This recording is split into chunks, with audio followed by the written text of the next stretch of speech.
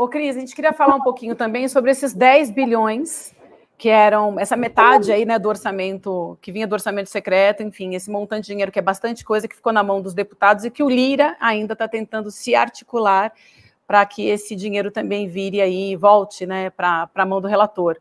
Queria que você comentasse um pouco para a gente, explicasse também tudo que está em torno desse dinheiro, que é bastante coisa, e dessa movimentação e articulação do Lira para não perder esse dinheiro, é muita coisa, e esse poder, né? É muito dinheiro, né? Você imagina o que dá para fazer com 10 bilhões de reais. Vivian, é aquela coisa, ninguém abre mão de poder, né, facilmente, né? Então, tem a decisão do Supremo para acabar com o orçamento secreto. Ele deveria, pura e simplesmente, acabar com o orçamento secreto.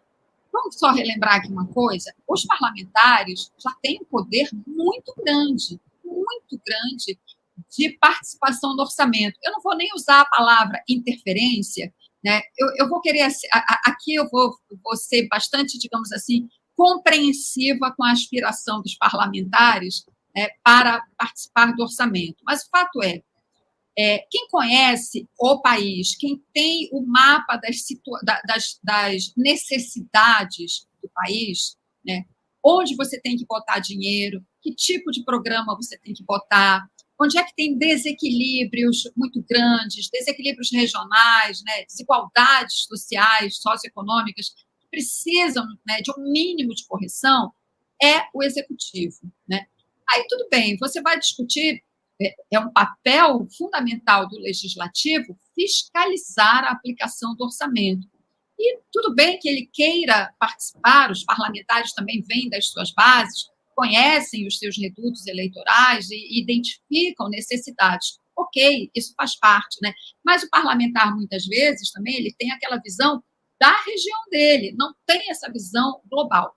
Mas, enfim, então vamos sentar, propor aqui e tentar melhorar, né, a distribuição do dinheiro público pelo país. Para isso, os parlamentares já têm as emendas individuais, emendas de bancada, emendas de comissão, né? Então, já existem muitos mecanismos, né, que o parlamentar pode usar para participar do orçamento, chegar na sua base e dizer assim: olha, isso aqui foi aprovado graças a mim, eu propus isso aqui, ou a nossa bancada, enfim.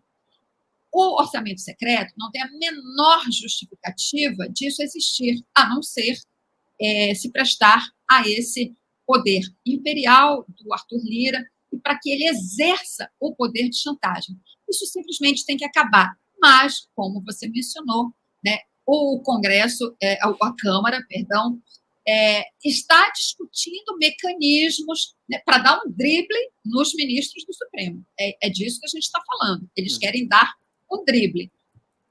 Como a gente sabe, sempre é possível encontrar na legislação, no regimento da Câmara, enfim, alguma saída legal ou pretensamente legal será encontrada ali para que ele retenha este poder, né, e essa capacidade de controlar determinadas bancadas na Câmara dos Deputados. A gente precisa também acompanhar essa evolução. Agora, eu tenho certeza de uma coisa: se, de fato, o formato final deste arranjo permitir a ele continuar, a ele não, ao relator do orçamento, que, no caso da Câmara, a gente está falando,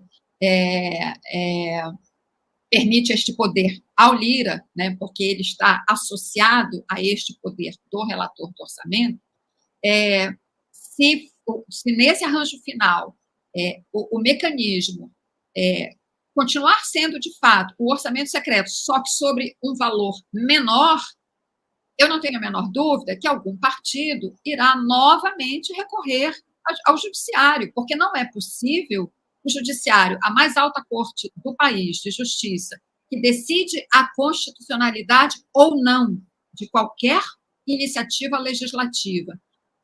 Não é possível que a corte diga é inconstitucional e a Câmara mantenha este enfrentamento. Isso é novamente, uma anomalia, né, e um desequilíbrio na relação entre os poderes, né?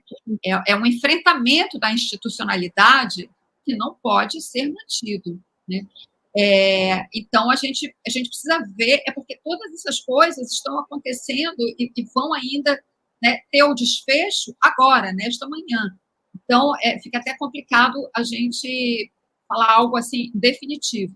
Precisa ver qual é o arranjo que vai ficar. Se, esse é o ponto central, se este arranjo mantiver o poder, né, de distribuição dessas verbas do orçamento, sem que se saiba quem é o deputado, quem é o senador responsável por aquela emenda, significa que o orçamento secreto continua. E isto desafia a decisão tomada pela Corte Constitucional. Isso não poderá continuar desse jeito. Então, tem que ver, porque essa era a cobrança principal dos ministros no Supremo. Pelas falas deles, a gente via isso. É preciso saber quem destina este dinheiro. Se isso se mantiver, é inconstitucional. Se não se mantiver, se você, então, tiver transparência, ainda que seja um montante que eu considero completamente inapropriado, né? Mas se você tiver transparência e souber quem é o responsável por aquela verba, então aí a coisa, digamos assim, talvez passe a ter uma configuração aceitável, porque pelo menos a sociedade poderá fiscalizar, né? Então, precisa caminhar no sentido da transparência total. Se não tiver isso, continua sendo inconstitucional.